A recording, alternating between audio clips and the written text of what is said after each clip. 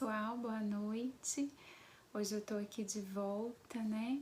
Dei um stop aí um pouquinho nos vídeos depois do estudo dirigido que a gente fez sobre a autoestima. Mas foram só nos vídeos, eu não sei se vocês me acompanharam aí no meu canal do YouTube, Camila Lobato Psicóloga. Eu andei fazendo algumas lives com a minha amiga, também psicóloga Cristiane Peretti, que estão salvas também lá no meu canal do YouTube e no meu Instagram também, que é Camila Lobato Psicóloga. Então vocês conseguem aí me acompanhar, acompanhar todos esses conteúdos que eu venho produzindo. Mas hoje eu resolvi voltar aqui um pouquinho e fazer um vídeo que eu achei muito pertinente sobre uma temática que eu gosto muito de falar, que é as duas palavrinhas dependência e codependência. Para alguns são palavras aí já conhecidas, familiares, para outros nem tanto. Mas antes de eu introduzir o tema sobre dependência e codependência, eu queria falar um pouquinho sobre o amor, que eu acho que tem tudo a ver para a gente poder entrar nesse tema. O amor é uma emoção, uma das emoções primárias que são incluídas por alguns autores dentre as emoções primárias. Outros autores não incluem o amor. O que a gente chama hoje, o que a gente considera de emoções primárias dentro de algumas das abordagens aí da psicologia, né, que fala muito sobre essa temática, são elas o medo, a raiva, a tristeza, o nojo, a alegria e o amor. O amor é uma emoção de suma importância aí para a nossa sobrevivência emocional, né? Se a gente for pensar lá os bebezinhos, a emoção compartilhada aí, né, pelos pais, sentida pelos pais, é de muito amor. E isso daí que vai contribuir para alguns ingredientes que são necessários para a sobrevivência aí desse bebê, né? Alguns ingredientes que eu falo que são ingredientes emocionais. Então aí a autonomia, a criatividade, a segurança, a proteção, isso vai sendo construído, né, ao longo da nossa história, e a emoção de amor, né, que leva os pais a fornecer para o bebê esse aconchego, essa proteção, esse acolhimento, que é muito importante para o desenvolvimento saudável daquela criança. E aí, eu tô dizendo da nossa primeira relação, né, as nossas relações primárias, que são com os nossos pais, mas isso daí a gente pode traduzir, né, o quando a gente se sente amado, o quanto que ao mesmo tempo a gente se sente seguro, acolhido em qualquer outra relação que a gente vai construindo ao longo da nossa vida. Só que o amor, como as outras emoções, a falta dele pode nos trazer algumas disfuncionalidades. Assim como o excesso dele também pode trazer algumas disfuncionalidades. Então, a falta do amor pode comprometer com a ausência de alguns desses ingredientes que eu falei, que são importantes, né, para o desenvolvimento saudável da criança. Mas o excesso de amor também é prejudicial. O excesso de amor, muitas das vezes, a gente pode ser confundido, né? E pode ser sinônimo dessa super proteção, desse super cuidado. E às vezes a gente tem uma noção que essa super proteção, que esse super cuidado é amor. E por a gente ter, ao longo da nossa história, né, é muito cultural essa ideia um pouco romantizada aí do amor. Então é muito difícil para a gente acreditar que às vezes o amor pode ser incapacitante. E é aí que eu vou começar a falar dessa relação de dependência e codependência. Esse termo codependência, ele começou a surgir há um tempo atrás para poder chamar as famílias dos dependentes químicos. Então, falava-se o quê? Que os dependentes químicos, eles eram dependentes da bebida ou da droga, e a família, né? E aí pode incluir irmão, irmã, esposa, marido, pai, mãe, eram os codependentes. E para a gente poder traduzir, né, aí de uma forma mais simples, né, a codependência é depender da dependência do outro. Isso começou lá com os dependentes químicos, em que a família acreditava, e às vezes, né, em alguns momentos isso era real, que pela dependência química, que trazia um comprometimento social, psicológico, emocional na vida desses dependentes químicos, eles não conseguiam fazer certas coisas. E aí, essas pessoas que seriam os codependentes, eles começaram a se colocar numa posição de salvadores desses dependentes.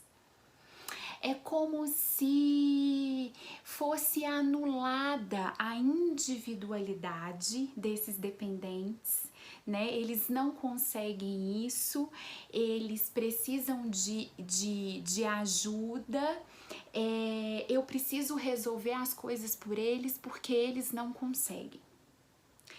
E não conseguem quase nada.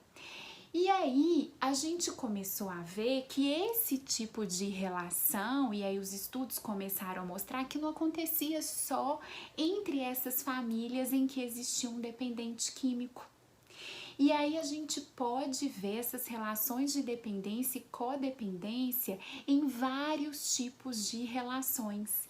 E aí eu trouxe aqui algumas coisas para vocês, né, para vocês irem entendendo o que é esse codependente. Existem autores que falam que o codependente, ele é viciado na vida alheia e ele sabe muito pouco sobre a própria vida.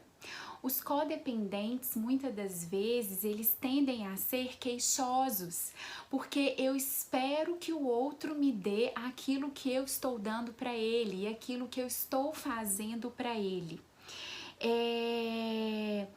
Na tentativa de ajudar esse dependente, e aí a gente não está falando mais só de dependência química, né? A gente pode falar aí da dependência emocional e N tipo de dependências. Então, o codependente, com a ideia de ajudar, ele acaba controlando a vida dessa outra pessoa.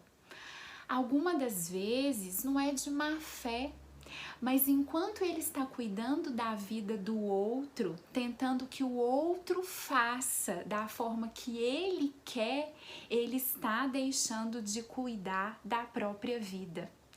E isso vira uma relação de controle, de dependência, por isso que a gente fala que o codependente depende da dependência do outro. Só que é uma relação muito mal sucedida, é uma relação muito tóxica. Por quê? Porque as duas individualidades, elas são anuladas. Do dependente é anulada porque ele é colocado como incapaz. E do codependente também é anulada porque ele não vive a própria vida. E a vida de quem que ele vive? Ele vive a vida do outro. E ele se torna às vezes muito queixoso, numa posição muito vitimizada.